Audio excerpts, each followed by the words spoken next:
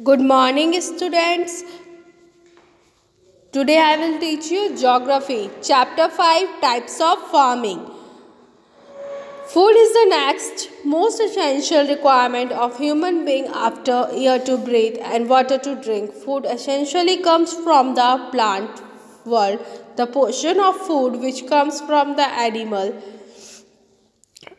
world in the form of meat and poultry is again indirectly dependent on the plant world. Marine animals also survive on the plants underwater. Directly and indirectly, human beings realized that food was required to be produced in large quantity to feed the increasing population. In this chapter, we will learn agriculture is all about.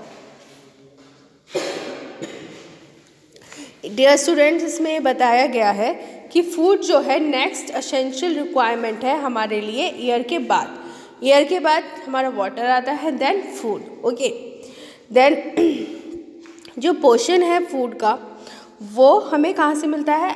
Animals से जैसे कि देखिए meet और poultry वगैरह मिलती हैं. Poultry में अगर हम जाएं, और मैराइन एनिमल्स जो है किस पे सर्वाइव करते हैं? प्लांट्स पे, अंडर वाटर में. ओके, एग्रीकल्चर की बात की जाए, एग्रीकल्चर जो है प्राइमरी और ओल्डेस्ट एक्टिविटी है ह्यूमन काइंड के लिए. ठीक है, ह्यूमन काइंड के द्वारा. और ये 90% जो है आप हमारा फूड उगाते हैं और बाकी बेवरेजेस होती हैं जैसे कि कॉफ़ी, टी वगैरह. ओके, और फैक्टर इन्फ्लुएंस जो इन्फ्लुएंस करता है इन फैक्टर्स को एग्रीकल्चर एक्टिविटीज़ में, वो हमें कुछ बता रखी है फॉलोइंग चार्ट के द्वारा. नेचुरल फैक्टर्स हैं relief, climate, soil and water. Manmade factor machine, fertilizer, labour, market and transport. Okay students, next is natural factor. First is natural factor relief.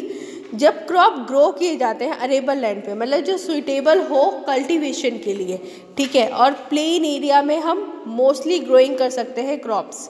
Okay, और वहाँ पे फर्टाइल रीजन्स होते हैं, dense population होती है और adequate land होती है, और साथ ही साथ एडिक्वेट हमें चीप लेबर्स भी मिल जाते हैं. और प्लेट्यूज़ की बात करें तो प्लेट्यूज़ में हम ग्रो नहीं कर सकते क्योंकि वो बहुत हार्ड लैंड होती है और थिन सॉइल होती है. हिली एरियाज़ की बात करें तो सॉइल इरोजन जो है वहाँ पे तेज़ी से होता है, जिसकी वजह से हम लोग क्या करते हैं, वहाँ पे क्रॉप ग्रो नहीं कर सकते. ओके, क्लाइमेट की बात करें तो क्लाइमेट एग्जिट जब होता है greatest control over the arable land. Arable land में तो जो लैंड है वो वहाँ पे हम उस लैंड को हम क्या कहते हैं? अरेबल लैंड, जहाँ पे हम क्रॉप ग्रो करते हैं. Okay, regions having activity concentrated in those areas, वहाँ पे क्लाइमेटिक कंडीशन के अकॉर्डिंग फूड ग्रो करते हैं.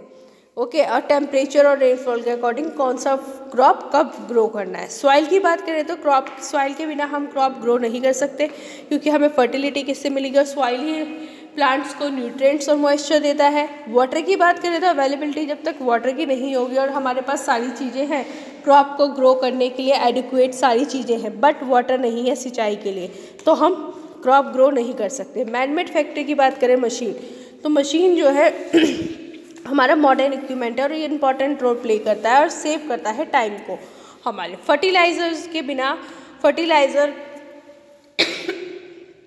बायो फर्टिलाइज़र और केमिकल फर्टिलाइज़र की अगर हम बात करें, ओके, बायो फर्टिलाइज़र और केमिकल फर्टिलाइज़र की अगर हम बात करें, ये दोनों ही क्रॉप के लिए बहुत ज़रूरी होती हैं. और लेबर तो हमें ज़रूरी चाहिए ही, क्योंकि देखिए लेबर के अवेलेबिलिटी के बिना हम कॉटन बॉल्स, टी लीव्स वगैरह नहीं तोड़ सकते. और मार्केट ट्रांसपोर्ट दोनों चाहिए. मार्केट में जब प्रोडक्ट जाएगा तभी, और प्रोडक्ट तभी जाएगा जब हमारे पास ट्रांसपोर्ट होगा. ओके, टाइप्स ऑफ फार्मिंग की बात करें तो फार्मिंग जो है प्रोड्यूस होती है वेरियस वेज में. Okay, subsistence of farming, commercial farming. Subsistence of farming की बात करें,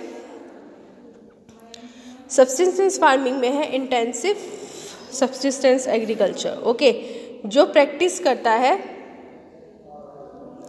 जो थिकली पॉपुलेटेड एरियाज़ में मिलता है, ठीक है. और प्रिमिटिव सब्सिस्टेंस की बात करें जिसमें शिफ्टिंग एग्रीकल्चर और नोमैडिक हर्डिंग होती है. शिफ्टिंग एग्रीकल्चर वो होता है जो अमेजन और ट्रॉपिकल अफ्रीका या इन एरियाज़ पे उगाया जाता है, ठीक है, करी जाती है एग्रीकल्चर. और शिफ्टिंग एग्रीकल्चर को हम /1 भी स्लैश एंड बर्न फार्मिंग भी कहते हैं। साथ ही साथ जब ऐसा होता है कि पेड़ गिर के जल के नीचे गिर जाते हैं तो वो राख बन जाते हैं। राख की वजह से उस पर हम अपनी मेज़, याम या पोटैटोज़, कसावा कुछ भी ग्रो कर सकते हैं इनमें से। और जब किसी फार्मर को दिखता है कि यहाँ पे एग्रीकल्चर अच्छे से नहीं हो रही है, कम उपजाऊ होती जा रही है, तो वो शिफ्टिंग कर लेता है वहाँ से। ओके, और नोमैडिक हर्डिंग की बात करें तो वहाँ पे सेमी एरिड, जो आधी सूखी हुई, मतलब एरिड मीन्स होता है सूखा हुआ, ठीक है, सूखा पड़ा हुआ। ओके स्टूडेंट्स, इसके बाद हम बात करते हैं, ये है राजस्थान जम्मू कश्मीर में और नोमैडिक हर्डिंग। और यहाँ पे हर्डर्स होता है जो चरवाहों को हम कहते हैं हर्डर्स, और फॉडर होती है घास। ओके, जो चारा होता है उसे कहते हैं, जो एनिमल्स खाते हैं। जब एनिमल्स ये सब खाते हैं, रियरिंग करते हैं, तो उसके बाद क्या होता है कि मिल्क, मीट हमें फिर इनसे मिलता है, जो हमारी बेसिक रिक्वायरमेंट के लिए बहुत काफ़ी होता है।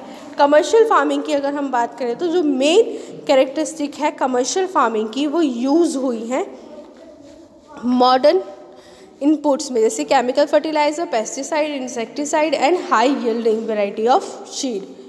ठीक है, ये सारे काम मशीन के द्वारा किए जाते हैं स्टूडेंट्स। और कमर्शियल फार्मिंग जो है क्रॉप ग्रो करता है एनिमल रियर सेल मार्केट में करने के लिए। और कमर्शियल फार्मिंग जो है इंक्लूड है ग्रेन फार्मिंग में, मिक्स फार्मिंग और प्लांटेशन एग्रीकल्चर।